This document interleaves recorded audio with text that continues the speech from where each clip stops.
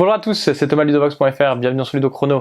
Aujourd'hui, je vais vous parler de Roméo et Juliette. Roméo et Juliette, c'est un jeu pour 2 joueurs exclusivement, qui peut se jouer à partir de 14 ans et pour des parties d'environ 30 minutes.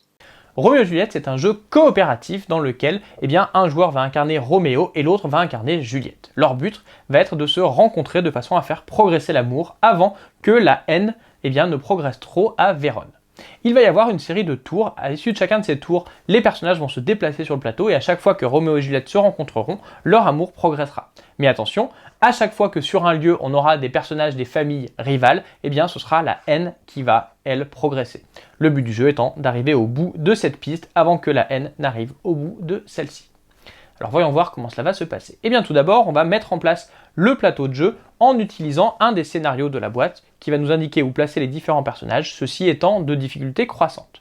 Puis, chaque joueur va endosser soit le rôle de Juliette, soit le rôle de Roméo. On aura ensuite une succession de 3 actes composés chacun de 4 scènes. À chacune des scènes, on va tout d'abord avoir une phase où Roméo et Juliette vont essayer de se mettre d'accord pour voir où est-ce qu'ils vont se rencontrer. Le jeu est néanmoins à communication limitée, je ne peux pas dire ce que je veux à mon partenaire. Pour pouvoir communiquer avec lui, je vais avoir 2 possibilités. Première possibilité, je peux lui envoyer une missive pour lui dire « j'aimerais que nous nous rencontrions par exemple à l'église ». Mon partenaire peut tout à fait me faire une contre-proposition en envoyant une missive à son tour en disant « non, moi je pense qu'il vaudrait mieux que nous allions aux rues de Vérone ».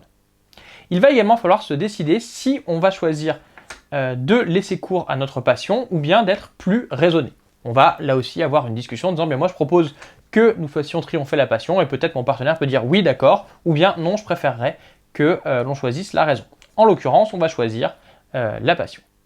Une fois que l'on s'est mis d'accord sur le côté et si on choisit la passion ou la raison, chacun des joueurs va consulter sa main de cartes. Dans sa main, il va trouver à la fois les lieux du plateau et les personnages qui vont l'accompagner.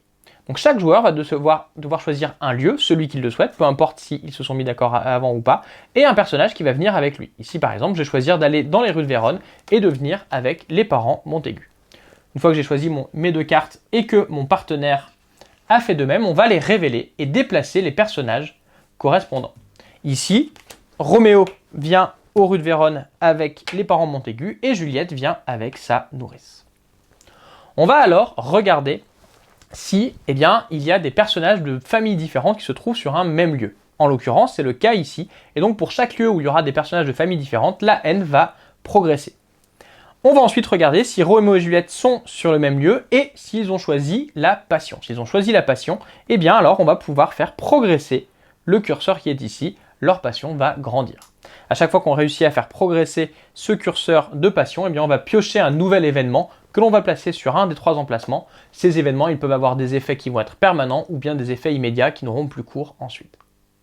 Alors évidemment, il va y avoir différentes possibilités pour que Roméo et Juliette se déplacent avec leur chaperon sans faire augmenter la haine. Tout d'abord, chacun des lieux va offrir des actions différentes que l'on va pouvoir faire quand on se déplace sur le lieu. Ici par exemple, on pourra déplacer le marqueur de l'allégorie de la haine ou ici par exemple, on pourra déplacer des jetons de la famille Capulet.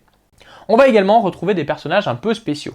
On va trouver notamment, j'en ai parlé à l'instant, l'allégorie de la haine. L'allégorie de la haine, si elle se trouve dans un lieu où il y a d'autres personnages, quoi qu'il arrive, elle fera augmenter la haine, même si ces personnages sont tous de la même famille. A l'inverse, on va trouver Frère Laurent. Frère Laurent, quand il se trouve dans un lieu, quels que soient les personnages qui s'y trouvent, la haine ne pourra pas augmenter vers ce lieu. Si on est, par exemple, dans cette configuration, Frère Laurent empêche que la haine augmente. On aura enfin la nourrice, et la nourrice, si elle se trouve dans le même lieu que Juliette, alors Juliette pourra immédiatement gagner une missive. C'est une des 2 façons de gagner une missive. La deuxième façon, c'est de choisir non pas la passion, mais la raison. Dans ce cas-là, chacun des joueurs pourra gagner une missive, mais attention, même si les joueurs se retrouvent dans le même lieu, ils ne feront alors pas progresser leur amour.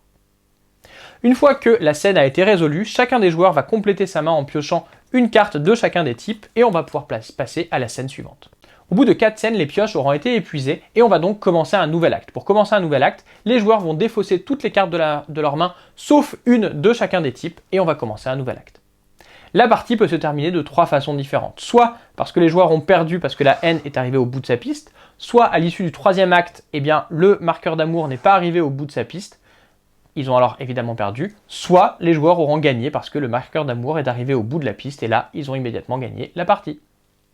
Roméo et Juliette, c'est donc un jeu dans lequel il va falloir bien communiquer avec son partenaire pour essayer de voir quelles sont les choses qu'il peut encore faire et essayer de limiter la progression de la haine tout en permettant aux amants de se rencontrer. Voilà, vous savez presque tout sur Roméo et Juliette. Maintenant, à vous de jouer et à bientôt sur ludvox.fr.